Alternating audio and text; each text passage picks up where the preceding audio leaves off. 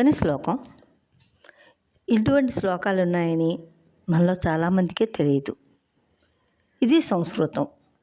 ప్రహ్లాదో తాళధారి తరళగతితయా చోద్దవ కాంస్యంధారి వీణాధారి సురర్ష సర్వకుశలతయా రాగకర్త అర్జునోభూత్ ఇంద్రో వాదీన్ మృదంగం జయ జయ సుకర కీర్తనే తే కుమార యత్రాగ్రే భావభక్త సరసలనయ వ్యాసపుత్రో బభూవ.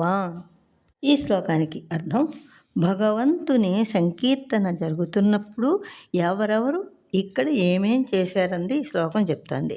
ప్రహ్లాదో తాళధారి, పరమభక్తుడైన ప్రహ్లాదుడు లయబద్ధంగా తాళం వేశాడట.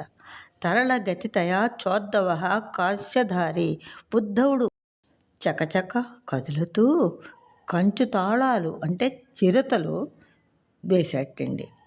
వీణాధారి సురర్షి అయిన నారద మహర్షి తన మహతీ వీణని చేతబూనేట. సర్వకుశలతయా రాగకర్త అర్జునోభూత్, గాంధర్వ విద్యలో అంటే సంగీతంలో నిపుణుడైన అర్జునుడు సర్వబద్ధాంగరాగంగా ఆలాపన చేశాట. ఇంద్రో వాదిన్ మృదంగం, దేవరాజైన ఇంద్రుడు మృదంగం స్వయంగా వాయించేట.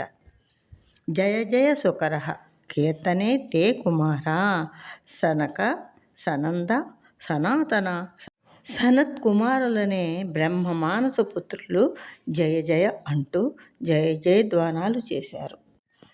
యత్రాగే భావభక్త సరసలనయయా వ్యాసపుత్రో బభూవ, వీరందరికంటే ముందు నిలబడి వ్యాసపుత్రుడైన సుఖమహర్షి పరమ రసవత్తరంగా శ్రీమద్భాగవత కథను భావ వ్యక్తీకరణ చేస్తూ ప్రవచించటండి.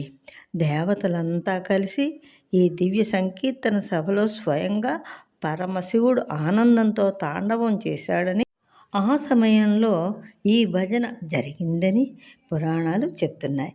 భగవన్నామ సంకీర్తన యొక్క మహత్యాన్ని చాటి చెప్పే అత్యంత ప్రసిద్ధమైన శ్లోకం అండి ఇది.